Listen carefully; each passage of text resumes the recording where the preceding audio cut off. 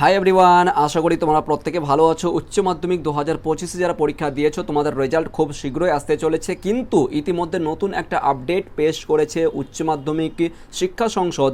বিশেষ করে উচ্চ মাধ্যমিক শিক্ষা সংসদ নতুন একটা আপডেট তোমাদের সামনে উপস্থিত করেছে। যারা যেটা আর কি দেখলাম যে মাধ্যমিকের রেজাল্ট চেক করতে গিয়ে অনেকের কিন্তু রেজাল্ট ফাউন্ড মানে আর কি নট ফাউন্ড আর কি, এক কথায় ওরা ফেল গেছে।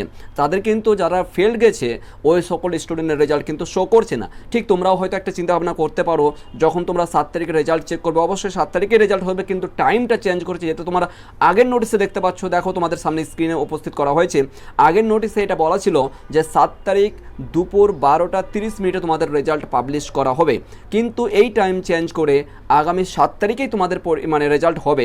7 তারিখেই রেজাল্ট হবে, কিন্তু 7 তারিখে দুপুর 2টোর সময় রেজাল্ট হবে। ওভারঅল 2টো থেকে 2:30 মিনিটের মধ্যে তোমাদের রেজাল্ট পাবলিশ হয়ে যাবে 7 তারিখে।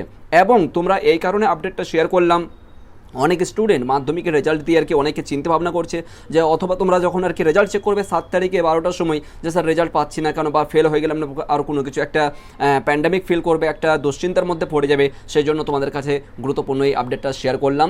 এই নোটিশটা হচ্ছে প্রেজেন্ট নোটিশ, দেখতে পাচ্ছ, এটা রিসেন্ট নোটিশ, যেটা তোমাদের 2025 যারা পরীক্ষা দিয়েছো 7 তারিখে তোমাদের রেজাল্ট হবে। 2টো থেকে 2:30-এর মধ্যে রেজাল্ট পাবলিশ হয়ে যাবে। আশা করি বোঝাতে পেরেছি। কারো যদি কোনো কোশ্চেন থাকে বলবে, এবং রেজাল্ট কেমন হলো অবশ্যই কিন্তু তোমার কমেন্ট সেকশনে বলবে, এবং তার পাশাপাশি স্পোকেন ইংলিশের জন্য আশার প্রদীপে যোগাযোগ করতে পারো। Thank you so much.